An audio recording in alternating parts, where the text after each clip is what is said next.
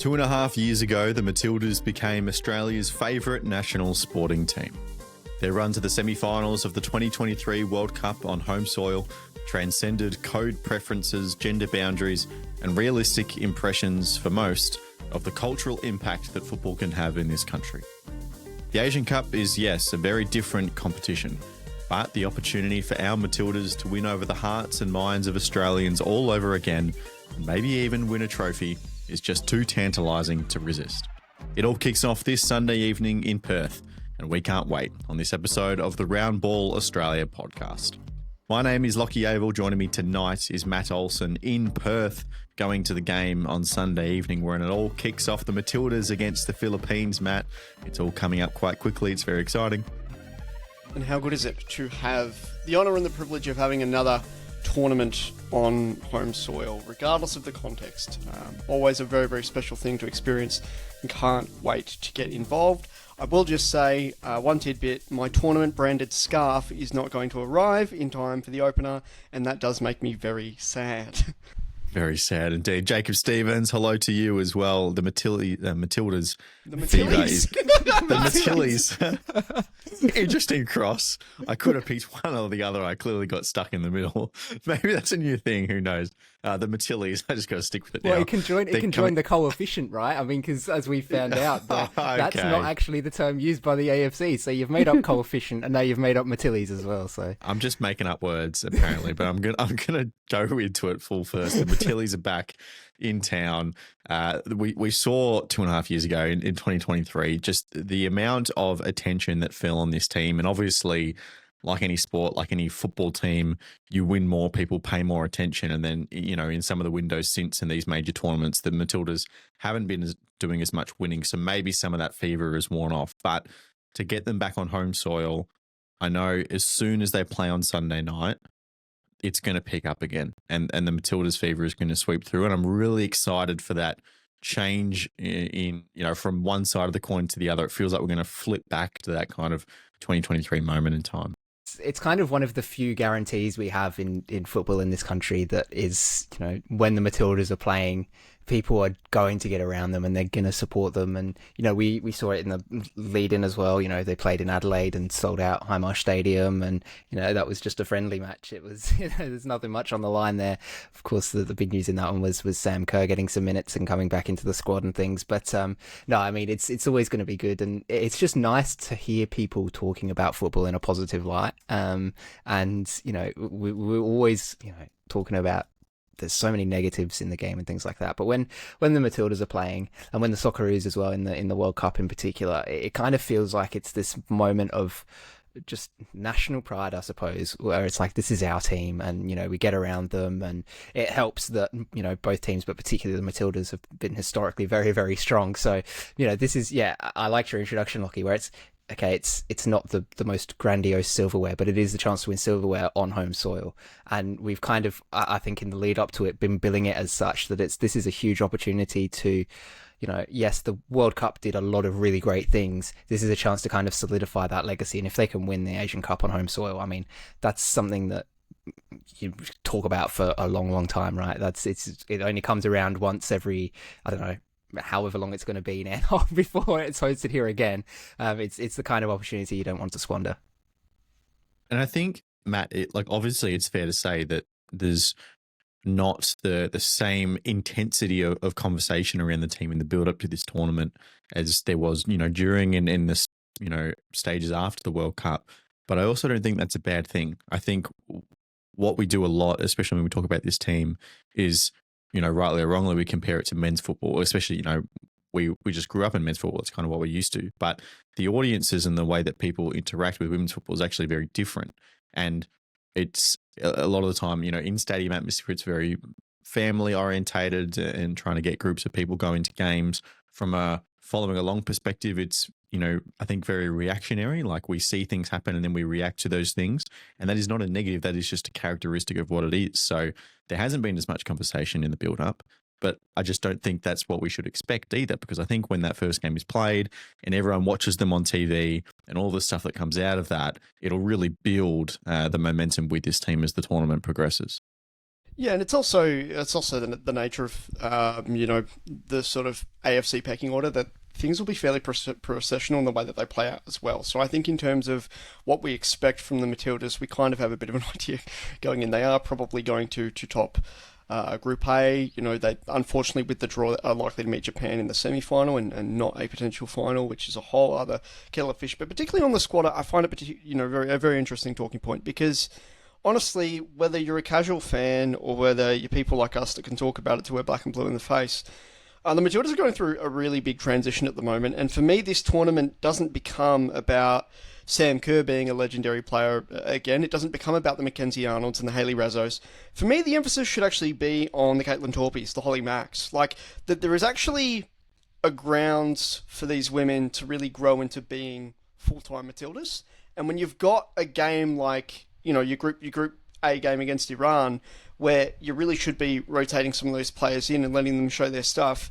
I think the big thing that we need a breakout player because the golden generation is coming to an end, and there's been a few signs here or there, even in Tony G's, the back end of Tony G's era, where we really had to ask a lot of questions about where the future of the Tillies is going. And so from that perspective, I think there should be a lot of emphasis on the squad. There should be a lot of emphasis on the way that Joe wants to set them up, because there's a big diversity and a big challenge in you're playing against a very stubborn Iran team one day, and then, South Korea are a total threat in attack, and the dynamic is very different. You've got to be a bit more defensive minded. So the diversity in games that are being played, and the rotation that will need to happen within the squad is well worth talking about in depth as well.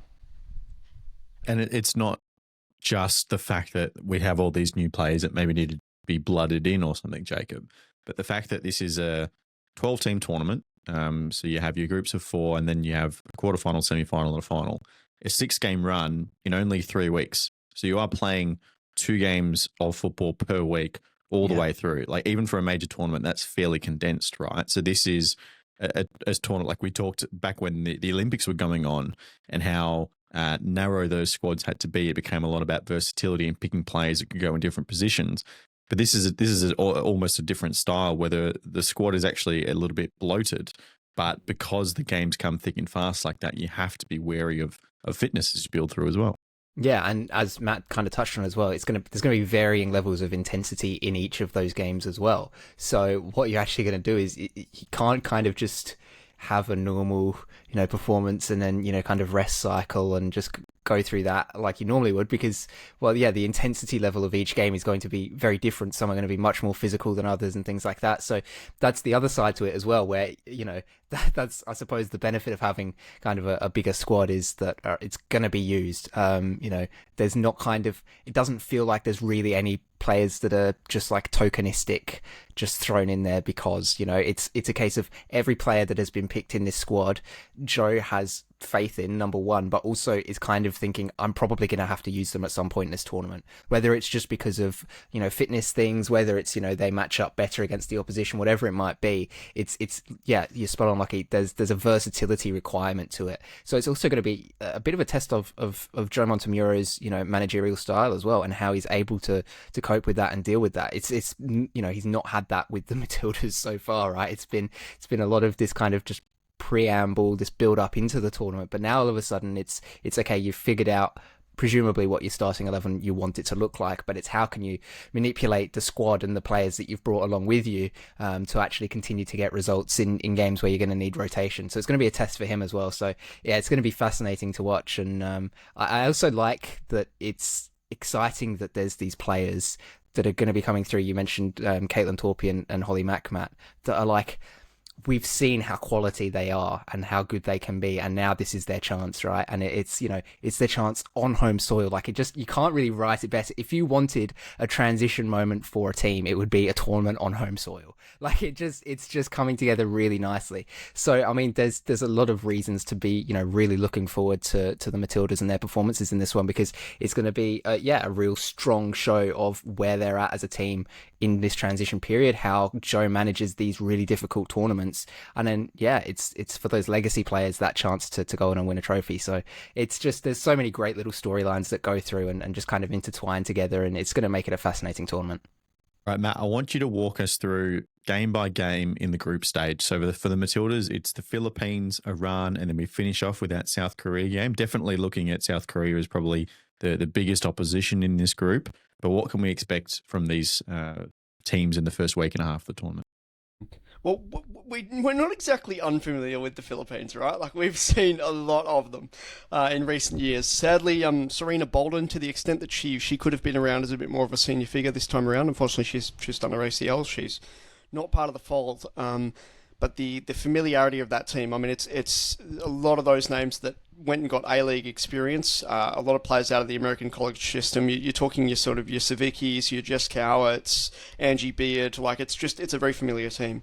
And, they all know exactly what to expect in the opening game. Look, I am quite upset that because when we go back to that Olympics qualifying in late 2023, we saw this exact game, a big sellout at Optus Stadium, and the Matildas sort of just ran riot against the Philippines, and it was just like, okay, this is what this is. And for that to be the opening game of the Asian Cup, kind of left a bit of a sour taste in the mouth, to be honest. But the irony of it also is that for all of the kind of composure and talent that the Philippines have, they do realistically stand a chance of being second in the group. And I only say this because in reference to South Korea, and I've sort of abandoned your question already here, but I'll just touch on it. That third game against South Korea isn't necessarily like winner takes all, like some people may build it up. I think South Korea are actually in an interesting position where a lot of those veteran players that they have are more sort of domestic based now, and a team that in some cycles would have been very European based and been like a proper powerhouse. They're just not. There's most of the team is Korean based, and that's not to say that the likes of Casey Fair, who's in Angel City in the US, can't be a big star. I mean, she's been in that South Korean national setup since she was 16 years old. This is the kind of impact that some of their players can have.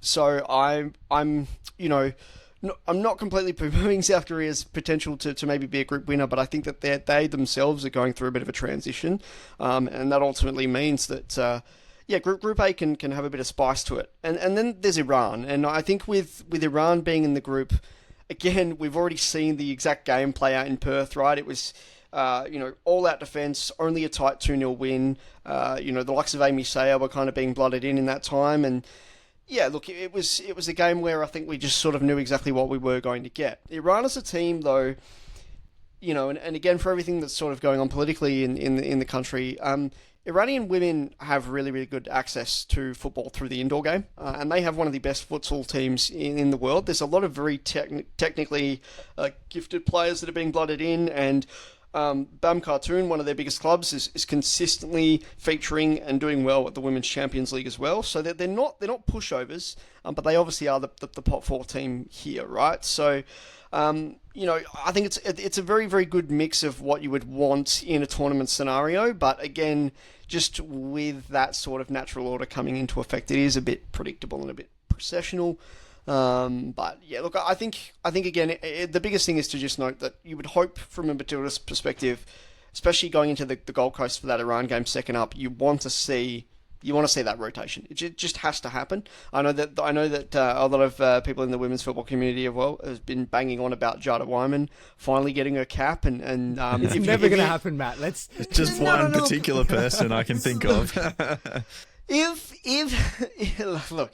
If you're going into a game where you know that you're actually not really going to be threatened that much, you might as well change the goalkeeper, right? Like the irony is, Iran and Uzbekistan are another team at the tournament. They both actually, like, some of their better players and some of their players that have gone out and played in Europe are actually like number 9s. They're attacking players, but when you're up against the likes of South Korea and Australia, your attacking players aren't going to have that much of an opportunity to shine. So I think it's just very, very interesting looking at that and looking at how they might manipulate it. And can you imagine if the Iranian women's team come out, same stadium by the way, and do what Bahrain did to the Socceroos? That would be something. Gold Coast Stadium is going to become cursed. It's cursed. No, but look, I think it's tournament football at the end of the day. So things can happen, but on this stage in particular, the ability for things to happen is less so, and particularly in this group. Maybe not in another group. I don't know how much you want me to touch on the rest of the tournament. I know we're not really here to talk about it. We're but just going to stick it to this group for now. Yeah, We've got okay, the Dubcast. Okay. All right. You spent a fair bit of time, to be fair, crafting a very good tournament preview. I did. And there's one team in one group that I'm just going crazy for at the moment, but that's all right. Don't worry. Well, there you go. There you go. There's your little teaser. Head over to the Dubcast. Head over to the Dubcast. Matt, Burke, and Pletty have done a full, I think it's like an hour and a half plus preview for the tournament. So if you want to go further in depth beyond just the Matildas and their group as well, the Dubcast is the place to go. I want to touch on some of the individual players, not just the squad and who made the squad, but who's really going to have an impact on the tournament. So crucially, in the last couple of days since the squad has been named, we've learned that Tegan Micah has unfortunately had to withdraw, who would have and should have been the number one goalkeeper for the Australians. She's had a long history with concussion, and unfortunately another recent incident has pushed her out of the tournament. She's just not able to get back in time. So that gives an opportunity for Chloe Lincoln to come in. But Jacob, it's Mackenzie Arnold, the Minister of Defence, who's going to be out there on the pitch, at least in the number one spot, you'd imagine, for the Matildas. And I think a lot of people are going to see her name on the team sheet and go, yeah, that makes sense. Last time we saw her, she saved like 4 penalties against France and sent us through to the semi-final of the World Cup. That makes sense. But the truth of the matter is a lot has happened since then. Especially, I think the She Believes Cup was really the turning point where Tegan Micah came in and said, this spot is mine. And Mackenzie has to deal with that and then come in and do a job for the national team. Yeah, it's one of those ones we see a lot in international football where you kind of sometimes have to just look past recent history with a player's performance and just go, are they the one who is going to lead us in this tournament and be the one that's going to make the difference? And when put, back against the wall, having to step up, we have seen Mackenzie Arnold do it. And like, I would be surprised to not see her start the first game, to be honest. And then, obviously anything can happen from there. I don't know if it's just she continues on that kind of weird form and doesn't put in a great performance, then it's the rotation comes into play a little bit perhaps, but she's just, I think at this point it's one of those ones, you need a leader in the team, in that back line, and somebody who has shown that they can step up and perform when they're needed to, and that has done it reliably for most of their career. And okay, sure, it's been kind of a troubling, when was the World Cup now, 2 years ago?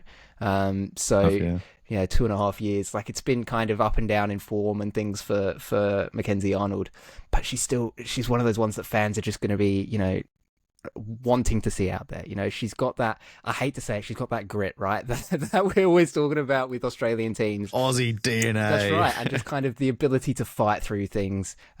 She's really strong aerially, which is a massive advantage to have because you just shut out that entire aspect of the game for other teams. Like, it's crazy that there are even questions over her, to be honest, because of what she has done in the past. But that's kind of the ruthless world of football, right? Is if all of a sudden you're not performing at that extremely high level that you have shown, people start to call you into question. But I think she'll be fine, to be honest. Like I said, maybe it is a case of she comes in, doesn't do too great, and Joe goes, right, okay, well, what are my options now moving forwards? Do I have to replace her? But I don't think that'll be the case. I think she'll be fine. I think she kind of steps up in these competitions. So, I trust her. I reckon she's got it.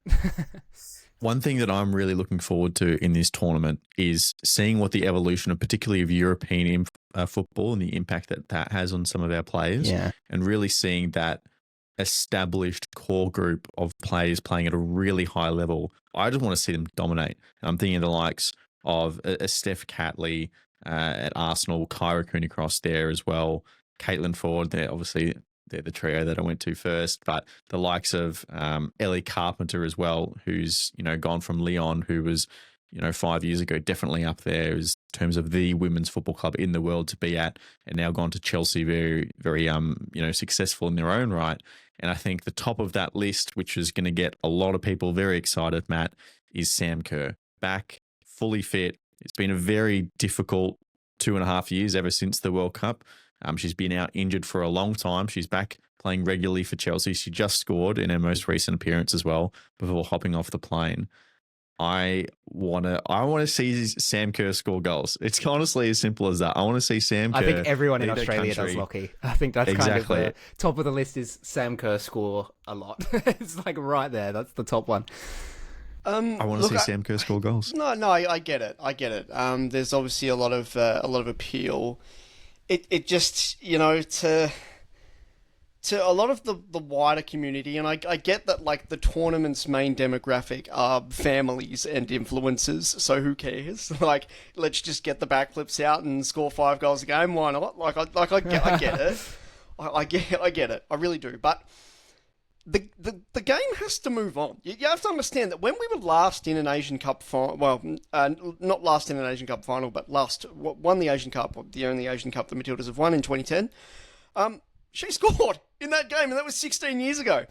Do you know what I mean? Like, she's been at the heart of it for so long, and yes, she's got the fame now that, someone in her shoes just didn't have, and you've got, like, the West Aussie themed Nike boot that was really sick that came out, and things like this, where her cultural phenomenon is still sticking with it. But I think if you talk to the likes of Paletti and Burke about this, right, I think there's a very, very honest evaluation about the fact that, like, she is actually pretty damn close to retirement, and, like, when it happens, it's going to hit like a ton of bricks. And this is where I'm sorry to sort of go back to it, but for me, like, the tournament has to be about who else can we actually see come out to the point where we can look at the next, so I mean this is also, it doubles as World Cup qualifying as well, right? Like, the Brazil World Cup is next year. Like, we've got to really think about it. And just having the sugar hit now, when we've got a really big potential fixture coming against a North Korea, a Japan, a South Korea, even the Philippines in of themselves, it'll be a big occasion on the night. I just want to see it be a little bit more than just the Sam Kerr show. And this is not to say that it won't be really awesome to see her do it, especially on Western Australian soil. Like, yes, I want that. Of course, we all want it, but there's a bigger piece of Matilda's history going on here now. We've managed to get football to encapsulate the hearts and the minds of the nation, and now there's the time to really just move on and be really serious about it. Because, look, I don't know. I think that there needs to be more to the brand than just the fanaticism and whatever else. So here we go. The counter question to that is, how much do you move on in a tournament on home soil? Like, how much is the prioritization just let's win this? Like, let's not blow what ourselves. Matt's talking about is not necessarily not picking her, right? It's more about the perception of what's going on. Yeah. Well, yeah, exactly. But also just because, like, there's not other big games to go into. The whole reason the Matildas have been playing hodgepodge friendlies for two to 3 years now is because you have the World Cup, you have your continental tournament, and that's it. And this is, like, by the way, this is the last tournament where that's going to be the case. They are moving to a proper World Cup qualification cycle for 2031. But this is just the problem. We've got this, and then we've got Brazil, and there's just, like, it just, to me, it seems like it's going to be a really big problem. Like for me, it kind of screams like the Matildas are going to get, like, embarrassed at the World Cup, because there has to, in that serious environment, you've got to find a way to get the ball rolling. And again, she found it, to be fair, in 2023, there was enough comments about her coming back from injury and not everything that was going on with the squad. She still found a way to score an incredible goal, against England. It was amazing. Do you know what I mean? I don't know I don't remember that goal at all. That never happened, as far as I'm concerned. The end result of that game is the only quick thing. Little tangent. Yeah. I remember I went to Amy Park to watch that game, to watch the semi-finals. So I was in the stands, and just, I've never been in a place with so many people in a venue going as crazy for a thing that wasn't even happening in that place. You know what I mean? Like, the celebrations of that goal, just, they were happening on the big screen, was amazing. Next level. Yeah, look, and I mean, we all have World Cup stories. One that I would personally like to tell a few anecdotes on before we sort of close the segment off. But again, I just think that like even if it's Amy Sayer coming out and having like an impressive 2-goal game against Iran or something like this, like I just need to see that so that I know that ahead of that World Cup cycle, this team just makes something else of itself. And you want proof that there's something else there, you know. We actually need to see it because there's not the proving grounds for them to be able to simulate the high intensity environment. There's no World Cup qualification cycle. That's fair. That's fair. I don't want to poo-poo your sentiment because I like in my heart of hearts. Obviously, I agree. Like her winning the Golden Boot, us, making a final off her back, causing a shock result. Like we thought the Bayich moment at that same stadium in Perth was such a big seminal moment to finally beat Japan for the first time in 17 years. The women's team also have like a really, really horrible history there that they need to throw behind them. It was in the final in Amman in Jordan in 2018. There was this horrible mistake that Mackenzie Arnold made. She got chipped and there was just this look on her face of, oh my God, I've just lost us silverware, and that game lives in the back of my mind just like it does for the men's team. I feel that there's a really, really big moment in the Tillies being able to make a future here as well. So, rant over. Yeah, I feel almost like a responsibility just to push back at that line of thinking just a little bit. Yeah, sure. Just a little bit, because I think it's kind of been a fashionable thing with Sam Kerr to kind of go, well, actually, no, it's about the Matildas. But I did it again. He's done it again. But if you look back over like the past 2.5 years, because of Sam's injury in the build up to the World Cup, obviously she had that England moment, which is just incredible. But then like the almost 2 years that she spent out with injury afterwards, a lot of that modern Matildas fandom doesn't actually include Sam Kerr, at least playing on the pitch. She's almost like this mythological figure that everyone's talking about and like, oh, what an impact she's made to the Matildas. But there's a lot of people who haven't seen that consistently in action. So I hope she gets that moment. It is obviously, of course, about the team. She cannot do it on her own, nor should she be expected to. But I want to see her have another moment. I want to see everyone appreciate her for the career she's had in this era of the wildly popular Matildas as well. And one other player I want to pick out, Mary Fowler-Jacob. She's obviously one of Australia's best talents. She spent a lot of time out with injury. She's just come back into the Man City team. She came off the bench a couple of weeks ago, had 1 or 2 more weeks off. Then she did start a match just before coming to Australia. So I think like another name, one of the biggest names of the team, of course, people are going to hope that she plays a big role. They might not get it as much, at least early on in the tournament. Yeah, and was it Man City as well, I think, came out and said basically that they were hoping to help prepare her for this tournament anyway. So that's why she hasn't had a huge number of minutes after coming back from injury, is that they were also looking towards this as a chance for her to get some more minutes under her belt and kind of rehab back into the form that she has shown already in a relatively short career. She's one of those players that is going to, I think, be a crucial part of, as we were talking about at the start of this segment, that rotation, right? She's probably not going to start any games, but to have a player like her available to come off the bench is going to be such a huge game changer for Joe Montemuro. Like, to be like, we just need something. We need somebody who's going to give us a bit of a spark. Oh, we've got Mary Fowler on the bench, right? Just get her the ball, feed her the ball, and see what she can do. One of those really exciting players.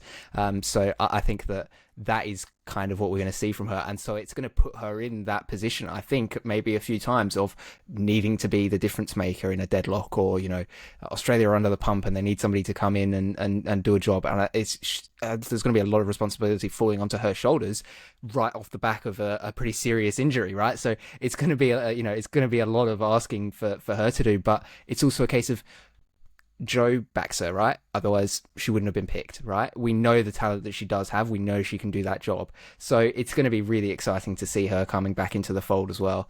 I would be surprised to see her start. Even I think late into the tournament, just because of how compacted it all is. I just don't think it's realistically a possibility, but for sure she's going to have massive impact minutes off the bench, and it's going to be one of those key squad players where if she can put in some good performances, that's going to help the Matildas out massively. All right, final question before we move on to some men's national team chat, Matt. But on the narrative of Joe Montemuro as the coach, we sat, what was it, 10, 11 months in the end without a national team coach for the women's side, as Football Australia clearly knew exactly how they wanted. Potentially, there might have been a misstep early on and letting him go to Lyon just before the Olympics. People have different perspectives on that. But the fact is, he's here now. And it kind of lines up with what you were saying about the calendar as well, and the fact that it is all just friendlies in that kind of the 2 years apart from the Olympics, right? You have the Olympics, then you move on, and then it's the Asian Cup. There were no competitive fixtures in there, and Joe's essentially had to work through friendlies. They got the coach they wanted in the end, but I guess maybe there's a little bit of a safety cushion. Again, we've talked about the potential procession of the early parts of the tournament. You do maybe just have those 1 or 2 games to work your way in a competitive setting. Yeah, I think the other thing is that Asia has a really big issue with like a procession or a gap where the golfing class takes a really, really big leap when you get to those elite 4 or 5 teams. And even then, the likes of China and Korea are on like a historic downfall as well. So really, in my opinion, there's only 3 teams capable of winning it, which means there's going to be a quarterfinal where when you look at the big 5, 2 of them are going to have to face each other. When you look at the semi-finals, 2 of those 3, and it will be Japan and Australia if they both top their groups, going to match up. Imagine for a second we have to play an India or a Chinese Taipei, who are a third-place team out of Group C, or whoever it is out of Group B, rather. Mind going blank, it would be Uzbekistan or Bangladesh. If we then jump from a team of that caliber to then, oh my god, it's semi-finals day against Japan, that is just absurd. Like, do you know what I mean? Like having the third-place teams come into that fold, the jump and just the shift in mentality, where it's like the form of games would have gone from questionable but comfortable, probable win against the Philippines. Then you've got your Iran, where they're playing Iran ball, and we're pretty comfortable, you know, in being able to get a result from it. Then you face South Korea, and it's a bit more of a challenge. Then you jump back down in quality to play, let's say, Uzbekistan, for argument's sake, in the quarterfinal. Then there's the big kahuna. Just see how that just doesn't line up as a tournament in terms of it being able to challenge you in the right way. It also means you go from match day 3 against South Korea thinking, okay, here's the big crescendo, only to then have a really weak quarterfinals opponent. I don't know how the hell you manage that as a Joe Montemuro. I don't know which players need to come in form at the right time. I don't know if, you know, because the one thing with Tony G was he always took a bajillion and 1 years to make a decision, you know, and it was never about being able to, rotate as much. And when he did rotate, he put them out to dry, and they lost to Portugal 7-0, if you guys remember that. Yeah. So there was just a lot of really odd stuff that happened. And I think with Joe, and because of the weird dynamics of the tournament, you almost run the risk of there being too much of that. There's not going to be enough consistency in who you're playing and how it sort of pans out across that 3 weeks. The schedule is where you can maybe balance that, though. It's an intense schedule anyway, so maybe the team just does need to rotate a lot. I don't know. But it's a really, really important question to be asking, because, yeah, this is a tournament that is just so unbelievably unique. The Women's Asian Cup has a bizarre history, unlike anything you've ever... Actually, read into it. The first tournament, there was a state team from Western Australia, St. George Cross, and New Zealand. And by the way, the first female champions of Asia was New Zealand. They're not even here. You know? So, it's just, you know, and then China won 9 in a row and stuff like this. And it's just like, this tournament has never made sense. So I think, so why are you surprised then, Matt, that it could be up and down throughout the fixtures? Yeah, well, a big part of that is because obviously you can't, because six teams from the AFC make the World Cup, which, if you ask me, is a little bit too much, but whatever. We've got 6 teams, which means an 8-team tournament doesn't make any sense, which I think it realistically could be on the grounds of quality. But you can't get it to 16. I mean, the likes of a Thailand or a Jordan missed out, and a 16-team tournament is maybe okay, but boy, you'd get some wonky Some of teams the- in a 16 well, it's the same, team it's the Asian same Cup. worry people have for the World Cup, the men's World Cup moving forwards, right? With it continually expanding, they go, there's going to be some weak fixtures in this. Yeah, well, and I mean, look, I don't agree with that, but It's a game of opinions. All right, very good. Very quickly, player of the tournament and how far do the Tillies go? Jacob or Matt? Well, okay, no, so Tilly's, they've got to make the final. I know that it's kind of all teed up and shaped up, and they've booked the biggest stadium of the tournament to host that semi-final, which, as Matt pointed out, should both Matildas and Japan top their groups, would end up with those two meeting in that fixture. So it's all kind of looking towards that. But I think I just see it, the Tillies making the final on home soil just makes sense to me. In terms of who the player of the tournament is, I don't know. I don't think it will be Sam Kerr. Not because I don't think she's going to be good. I think she'll be fine. But I just feel like maybe this is the chance for a surprise breakout. Somebody from another team, maybe one of those, kind of weird underdog type runs that just, with these up and down fixtures that Matt was talking about, they're able to catch a, better team by surprise and make a really good run in the tournament. So honestly, I wouldn't nail down a single name. I mean, if the Matildas make the final, you'd anticipate it would probably be a Matildas player. And if they do make the final, Sam Kerr is likely to have had an impact. But I feel like, I don't know, with everything that Matt has said about, the possibilities in this tournament, it could be some wild name that none of us have discussed in the build up to the tournament, right? So it's really open. I think the Matildas will make it the final.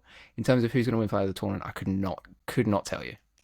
I think one of the best players in the Matildas team, and yet one of the most underrated for the job she does as well. And my prediction for player of the tournament is Ellie Carpenter.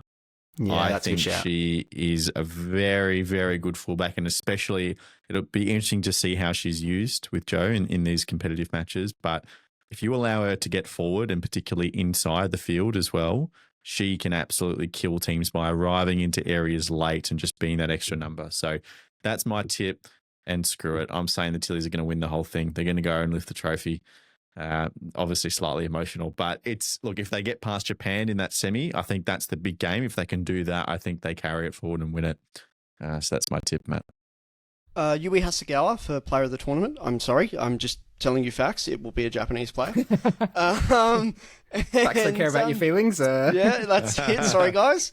And look, I do have Japan winning it, but I will say this. I tell you what, they could look. They could go and draw South Korea to go and get in the opposing semi-final. Honestly, like it wouldn't surprise me if you get one of those Tillies games where it's like you get one or two names in the squad where you're thinking, oh, I don't know about the combination there. I think that it's a little bit on the weaker side, and maybe it's sort of one of those things that Joe manages by design. I still feel like I feel really conflicted because I also know that it's North Korea's last dance in terms of the world is professionalizing around them, and they don't have the edge that they once did. They'll keep their edge at youth level, and that's a whole other conversation.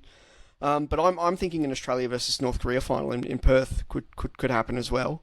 Yeah, I mean, I don't know. I just, in terms of look, the question you're going for with player of the tournament is obviously like who's the Tilly that you're just really looking after.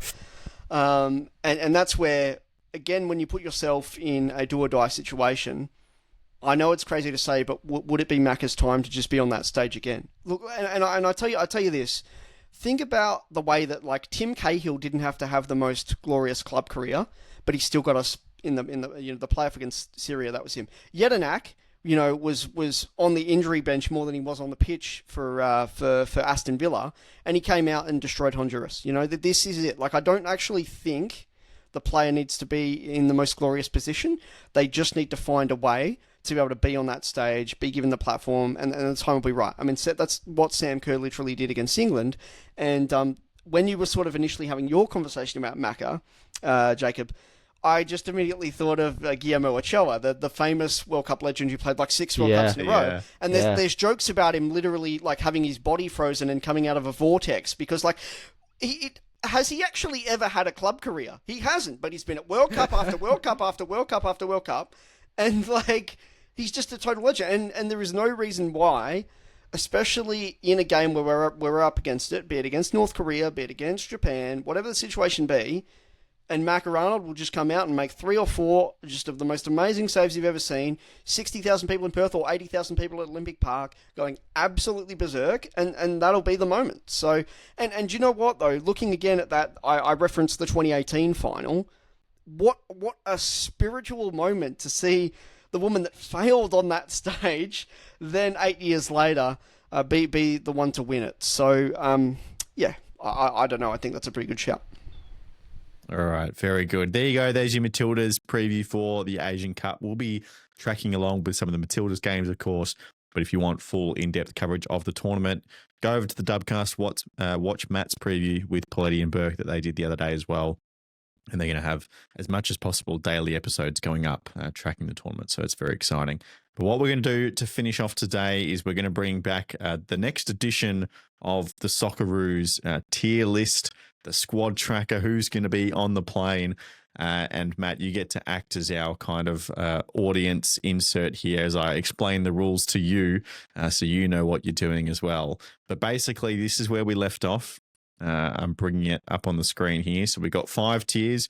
We've got on the plane, a good chance, on the long list, smoky, and then on the radar as well. So the rules we've been operating under is for the Socceroos squads as we went through the back end of last season. If anyone was in a squad, they automatically became on the radar, and then we'd move them up and down from there. This is the first time we're breaking that rule because today we're considering the January transfer window.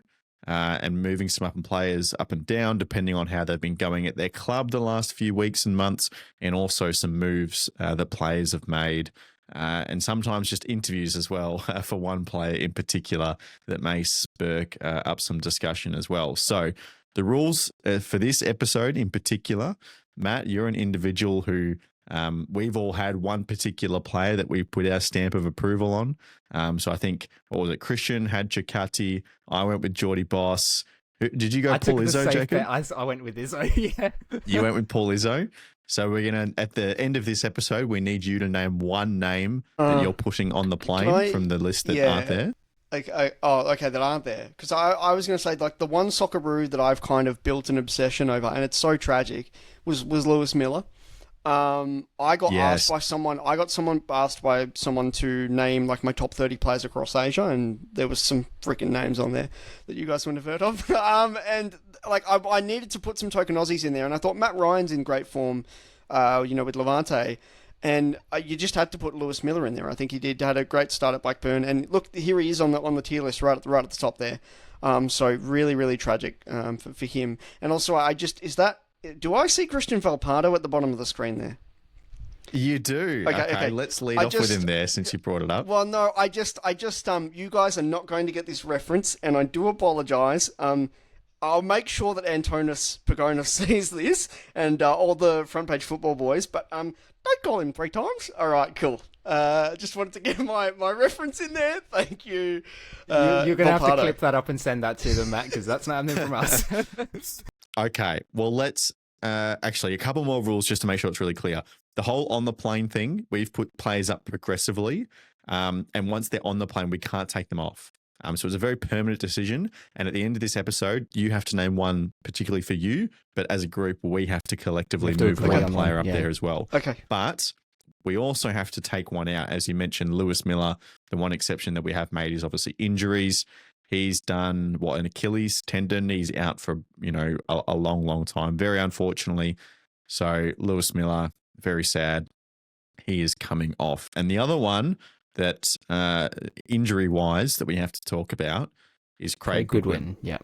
Yeah, so I think it was 8 to 10 weeks when he did the groin injury. It doesn't rule him out of the World Cup, but I think it rules him out of most of Adelaide United's season. Is that maybe we're keeping him just for reputation on the long list? Would he still be there when he comes back from injury? I think there's 2 problems here. Number one, the injury. He's not going to have an opportunity after that injury to recover properly, get minutes in the legs, and then be fit and ready for the World Cup. And number 2 is, I don't know if on form alone he has done enough this season. He's I love him to bits. Like, obviously, as an Adelaide fan, one of my favourite players of all time. And I think he can still do a job for the Socceroos, but I just think there's too many things against him at this point in time to say he should still be on the long list, right? Like, is there a chance that his injury is only, a 7-weeker, right? It was worst case scenario. We were thinking 8 to 10. It wasn't that bad. And he comes back, he maybe gets a couple of games in or whatever, and is able to score a couple of hat tricks, and everyone goes, he's back on. Maybe, but I just think at this point in time, it's looking incredibly unlikely for him. And that seems to be a lot of the discussion that people are having about it as well, is that injury is probably, that's it for him at the World Cup, and probably it for him as a Socceroo as well, to be honest. All right. Interesting. Oh, as far as a Socceroo ever, that's wild. I think it's just radar. At this point, there's younger players coming through that are going to be, biting at his heels to get that opportunity. And it's just, what can he offer now? And it just looks very unlikely he'll make the team for the World Cup. All right. Still a possibility, so we'll keep him on the radar, unlike Lewis Miller, who's definitely through. But they're the two injuries we have to talk about. Let's bring up Volpato. So if you haven't seen, this has come from some news reports out of Italy that Tony Popovic and Paul Ocon were in Italy to watch Christian play. I think the match they actually went to, he didn't feature. He was an unused substitute. But there was some drama around the use of the term convinced. So there was an Italian report, and the translation of that report was that Popovic and Ocon were in Italy to convince Volpato, which is obviously something that Tony Popovic, Matt, had said in the past, that selling the Socceroos shirt would be something that he hasn't done. My read on that is that the reporter probably has little understanding of that angle, that minutiae of the situation, and that convince is just probably a throw-out word that's, they're discussing, right? So we don't know whose contact started. Either way, is very normal for Socceroos coaches to go and watch players that are on the watch list play games of football. So for me, that's as much as I'm reading into it, but it's brought his name up in headlights a little bit. The thing is, right, like, I know, talking to you, Lachie, you've done a fair bit of written journalism. I've done a fair bit of written journalism. Jacob, I'm pretty sure you have as well. You can force yourself to use a lot of language in passing, so that's one aspect of it. Like, it's just part of the job. You've got to find certain words to make what you're saying pop. 2, there's a language barrier. And 3, of course he's not familiar of the context with which Popovic was talking about players and the right and the honour of the... I mean, come on, guys. So, look, the actual act of going to Italy to talk to him is one thing, and yes, it does still spit in the face of what Popper was all about. But I think context is important, because remember, was he not talking about Luongo's kind of revival at the time, and Luongo coming back into the fold with Millwall, and like, the context is just so important. And I think, again, when you've got these guys like Antonio Arena and Volpato, who are so strongly involved in an elite European tier of football, I'm sorry. Yeah, Graham Arnold obviously did what he did at the 2022 World Cup, but you can't not want to ask the question again and again, especially with what's going on in Italian football across the board. So, look, I don't know, guys. I don't really think much of it. Not in the sense that I don't think there's substance to talking to them, but in the sense that talking to them is just something that is going to very naturally happen. And especially, again, with someone like Paul Ocon, who can really translate that culture as well. So, for me, I don't think much of it, no. I don't think there's a massive push here, but I think it's enough to have him on the smoky list. Yeah, 100%. Yeah. There's interest there that there hasn't been from like previous management staff. Like, it's a newfound. Like, a lot of it was Volpato coming out through his agent saying, "I don't want to play for Australia. I'm choosing Italy," and then it just being like, "Okay, cool, whatever." But also, if you look at the BN interview, the Football 360 and BN interview that Del Monte did. He was also, like, when you hear him flesh out his reasons and actually, like, listen to him as an adult talk about it, it makes sense, like he literally did grow up with Italy winning a World Cup. He still speaks Italian. He's experienced the food and the culture and everything. He lives there now, and it still feels like home to him in the same way that Sydney feels like home to him. It just objectively makes a lot of sense that he would be very, very fraught in wanting to stand back and kind of let the situation play out more and make sense. And I think this is a situation where that game in Cardiff, if things go wrong, yeah, maybe someone like Valpardo does kind of sit back and go, do you know what, this is my time. And fair play to him. But to be able to put him up in even the status of someone like a Paddy Yazbek or any of these guys in that sort of third tier would be wrong as well, because we don't know what's going through his head. So I think Smokey's absolutely right. Does it help that they have the easiest sell of all time, though? The sales pitch of, well, come play for Australia because we actually qualify for the World Cup. Yeah. I mean, that's what I'm afraid of. That's not what I'm afraid of, is in terms of like Italy not making it, and then he's like, okay, I'll play for Australia. Yeah. That's the narrative I'm a little bit scared of, but I'll let it play out, give him the benefit of the doubt for now. Okay, Valpardo's on the smoky list. What I want to do now is I'm going to go down the list of major transfers I have for people on this list and a couple of extras to suggest as well. And then after that's done, we can open the floor and have some suggestions for moving players up and down. So first up, some strikers. Nick D'Agostino to the Brisbane Roar. I think has been a very positive move for him. Where have we got him? He's already up there a little bit. Oh, he's on the radar. No, he's on the radar. I think he's yeah. done enough to boost himself higher than that position. He's scored 2 goals for the Roar. He's going to be playing in-season football regularly leading up to the World Cup, well, to the end of the season, you know. So I think he's had a strong showing, and I'll package in Mitchell Duke as well from MacArthur. The pair of them. Come back, looked strong. And also, I want to make a new suggestion of Apostolos Stamatolopoulos. I obviously not as high as those two, but I think given he's come back to a Sydney team where he could excel, and the fact that anyone pretty much really behind Mo Toure feels very up in the air for the 9 position at the moment, I feel like if he had a really good couple of months now that he's in a team that's playing, as opposed to Motherwell where he wasn't, and knocking on the door of the Socceroos when he was playing, I think it's fair enough to put him on the radar. Jacob, what do you think of those 3 striking options?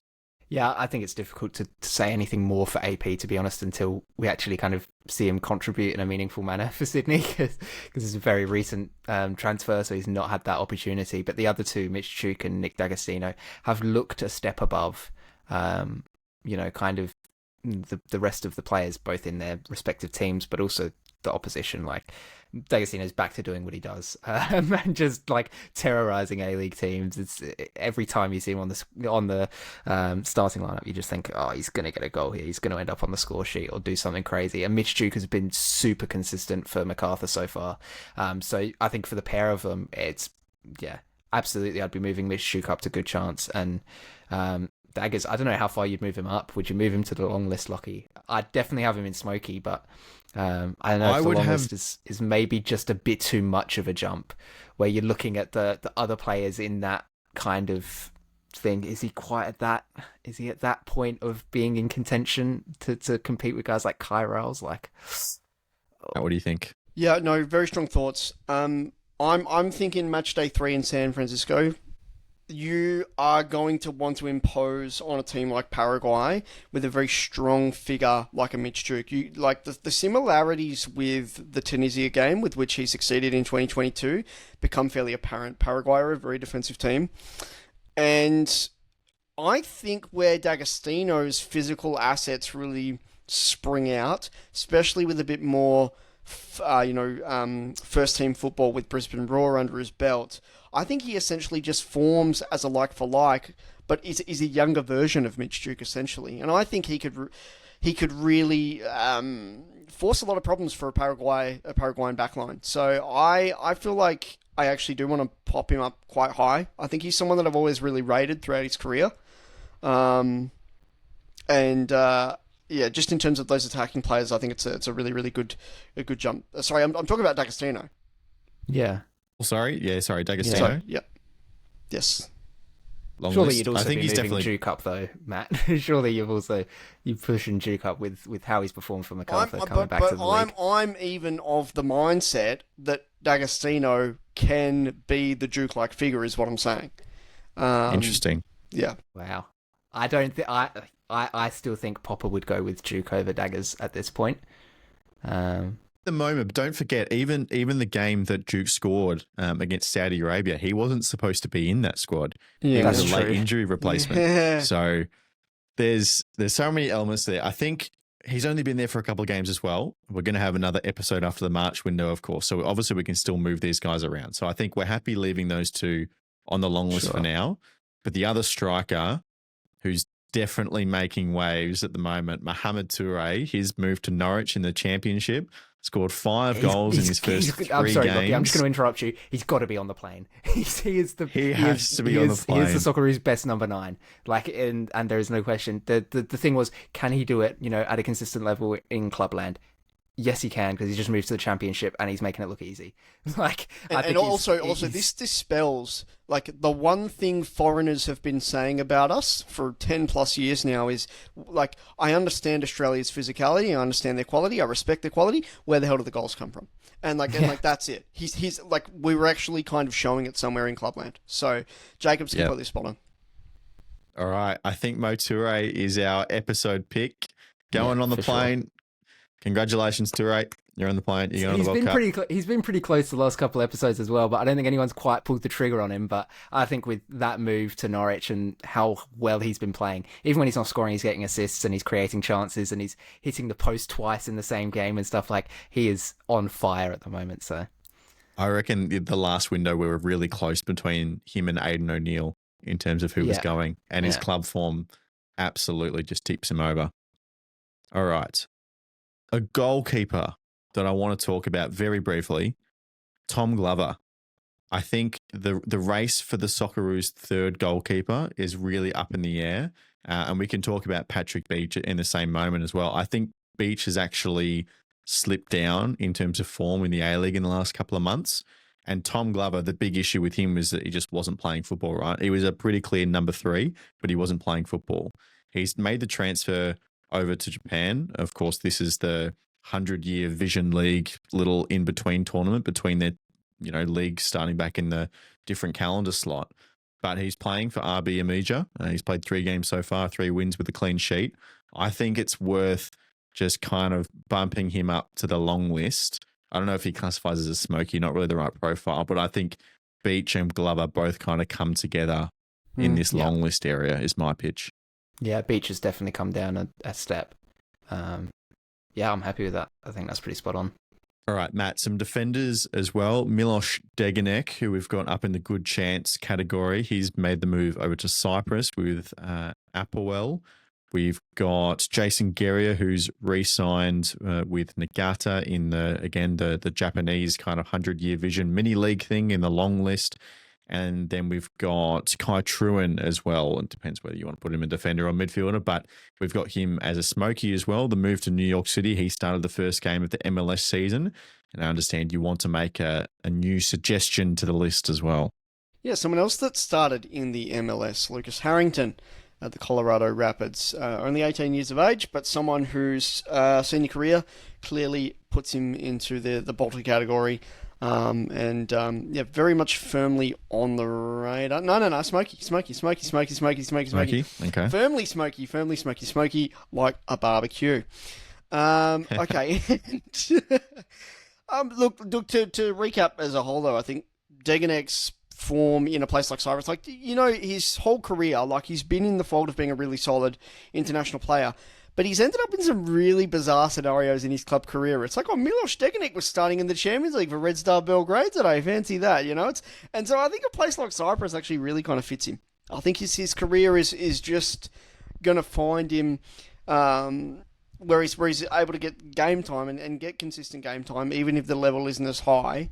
I think environments like that can still be really punishing and teach him a lot. And also, he doesn't really need it as much, being the veteran presence that he is. Do I want to put him on the plane yet? Maybe not. But listen, he's gonna be in the squad.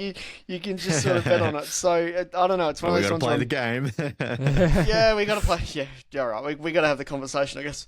Gary is also one where I think Japanese-based players, and especially in this climate with the league changeover, they do tend to be invisible to us a lot of the time. And I think that whilst we can really bank on his long-standing relationship with Tony Popovich, and the fact that he's been really, really solid in big games where it's mattered. The one pushback I'd say on that is we've seen him step up really well in the Asian environment, and I can tell you right now, playing the USA on home soil, playing the likes of a Paraguay, and let alone who that UEFA team can be, a Slovakia or a Turkey, they're going to punish us a lot. Completely different environment for Jason Guerrier to step up to, so I don't want to put a ton of confidence in him.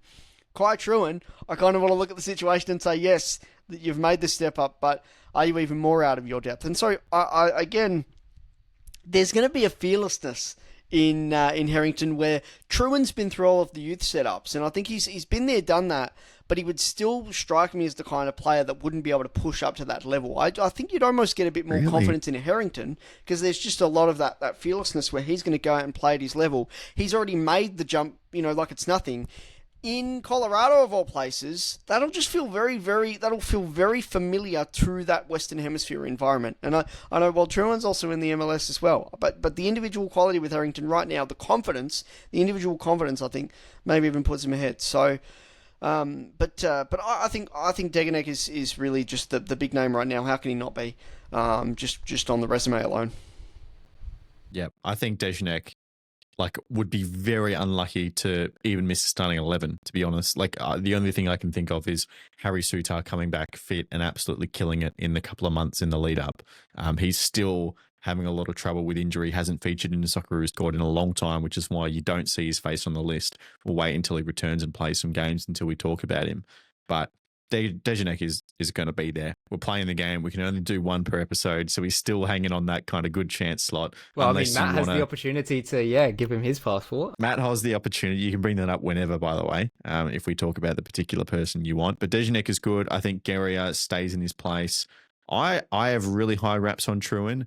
The thing I would say in the context of the Socceroos is I think his long-term future is better as a 6, but he faces way more competition as a 6 compared to playing in a back 3 for the Socceroos. So I think it's reasonable to leave him in the smoky category for now. That's the problem with Trewin, right? Is it's a blessing and a curse that he has that versatility.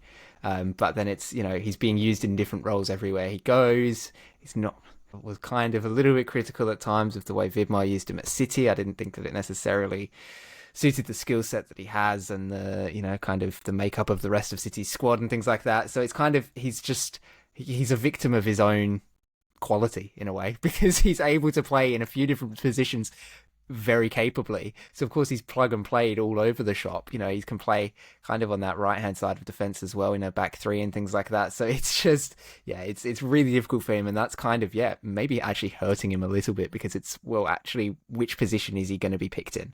And it's difficult to say he should be on the plane just because he can play a few different positions. It's the versatility is nice to have, but at this point I think it's far from a guarantee that means that he's going to be there. Two other Melbourne City transfers I want to talk about. Daniel Arzani, who we've currently got in the smoky category, and a new entry to the list, who I think, especially because of the direct comparison to Arzani, that you can make a very good case for, is Marcus Yunus, transferred in on loan. I think you look at these two players head to head. Yunus has clearly made the bit better impact on this Melbourne City team since coming in on loan. Arzani had a pretty average Melbourne derby, and the North Terrace let him know about it as well. So I think, especially on the smoker category, I think Marcus Yunus has to slot in. And it might be harsh. Maybe he gets to stay where he is, but I'd also even consider downgrading Arzani. Look, Arzani, we were saying, to really help his chances, he needs to get that move in January. He needs to probably come back to the A-League, right? It's the most likely thing for him to be doing in January. And he's done that, but wasn't a great performance in the Melbourne derby. It's to City. Is he going to have that impact? It kind of feels like this is hurting him a little bit. And then Yunus is on that upwards trajectory where I think at the moment they're kind of lockstep with each other in terms of who you'd pick. I think, obviously there's that Popovich being familiar with Arzani, clearly really liking him. Arzani having, been included in Socceroos squads in the past for a while now and having his opportunity to play for the national side at a senior level. That's maybe he's built up a little bit of credit in the bank, but I do definitely think that Yunus, should be at the same level of wherever Arzani is or above him, right? If we're moving Arzani down, keep Eunice and Smokey, obviously don't move him down. But I don't think we could say, that Eunice is on the radar and Arzani is Smokey. I think they're pretty tightly even, if not Eunice ahead at this point in time. So is it... Again, it comes down to how we're kind of interpreting all this. And, is at this stage... Is Arzani just on the radar versus does he have that opportunity to come back to Smokey? He probably still has those attributes of a Smokey, doesn't he? Maybe we can put him there. Yeah. He's that kind of player that we saw it for Victory, right? You have a good month, and because Popovic knows him and let's trusts give him more his than a couple potential, of weeks, right? To actually do something for City. All right, let's leave him on the Smokey category. Matt, your final news submission for this little episode here. Yeah, well, just in the conversation around Toure scoring in the championship, we did have an Australian start once or twice for their championship club and come off the bench and score most recently, and that was Daniel Benny. So, look, I have a long affinity with Daniel personally, having interviewed him before he made the transfer,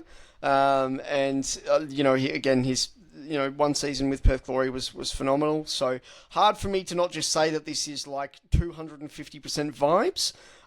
Just put him on the radar, to be honest. Like I don't want to sit there and really, really pump up his tires, but it's just worth noting. Like that's a very, very high caliber of football where he's broken through the academy seamlessly.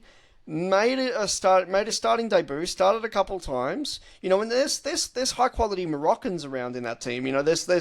There's a really, really high caliber of player that he's really come in and made that push for, and funnily enough, he has a working relationship with Christian Pulisic, which is like he would be able to come into camp and give some good intel on the US team as well. So he's just a spy. He's there as a spy. That's what it is. Literally, I think they have some sort of agent connection. He had Christmas lunch with him like a few years back, and he's just like, what the hell is Daniel Benny doing? Well, whatever. You get the point. So, I like it more and more. But I am obviously one of his biggest fans. So, I don't know. I don't know what you guys think. If does the name resonate for you guys at all? Look, I think he's definitely a player of potential. Yeah, he's on the radar. Like you said, if we're talking about Toure scoring in the championship being a big thing, the fact that Daniel Benny's doing it as well is an equally big thing. I think the thing that Toure has that Benny doesn't, obviously, is the support from Popovic, the experience being being that starting nine for the Socceroos, whereas Benny obviously kind of doesn't have that advantage of having much of a history with this team. So that's where it kind of hurts him. And I think, on the radar is fine because he's definitely one to keep an eye on for. All right. Do we want to, any of these players that we haven't talked about, do we want a readjust? For me, there is one standout. And it's honestly not even a whole lot to do with him. Jacob Italiano, who's been injured for a little while, is just coming back to fitness. But Lewis Miller coming out of consideration, I think instantly improves Italiano's chances of getting picked at that right wing back slot. Yeah. So I'm seeing nodding heads. So I think we're in agreement there. Well, he's my one. It's such a problem position. It's such a problem position, and it's consistently been so for years. Like, there's not really much we can do.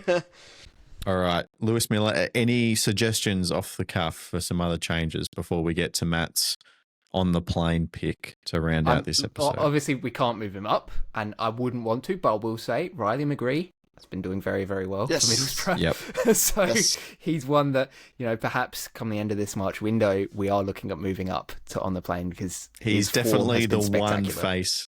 He's definitely the one face for me in that good chance row that is, you shouldn't be there anymore. Yeah. You shouldn't be there. All right. Matt, I think it's that time. What's your decision? Have I got to promote someone to on the plane? Like, right, is that it? And it's just anyone who's are you going to make another appearance in one of these videos? Is the question? Are you going to save it for the end of the March window? Metcalf? I don't know. Like, has he been starting for St. Pally?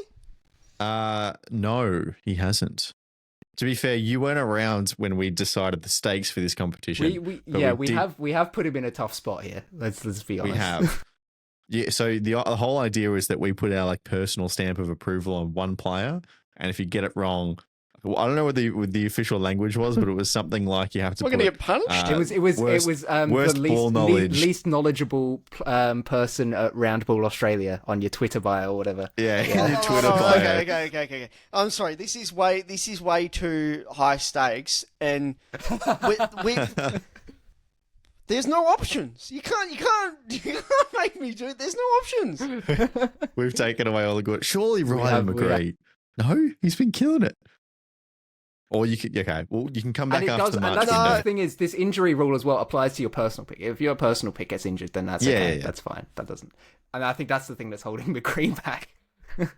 So I think Connor Metcalf, obviously regular. We've got Cam Burgess in there as well, who's been a regular starter.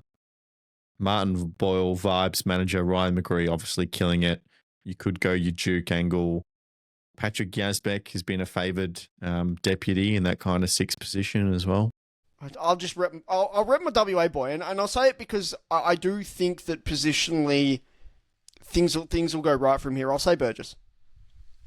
All right, Cam Burgess on the play. I think that is a safe pick, to be fair. I think he's in Australia's best 3 starting centre backs. All right, very good. Personal stamp of approval on for Matt. We've been here for almost an hour and a half now. When I said WA, did you think I was about to say Daniel Benning? I thought you were going to say Harrington. Oh, yeah, okay. There you go. Is Harrington not a Queenslander? Yeah, he is. Well, that's why I was like, oh wait, no, it's not going to be him because it's okay. Yeah. All right, very good. That will do for this episode of the Round Ball Australia podcast. A big one today, but it's been fun talking national teams with the two of you. Jacob, thanks for your time today. Yeah, pleasure as always. A long one, but no, it's always a good chat. Cheers, Matt. Yeah, as they say in American, I will be yapping with you down the barn. Okay, apparently. Sure. I don't even know how to respond to that. My word, it's late in the evening. Thank you all very much for listening back at home. We appreciate your company. Very exciting time. Get around the Matildas the next 3 weeks. And then after that, the build up to the Men's World Cup continues. Thanks again. We'll see you next time. Goodbye.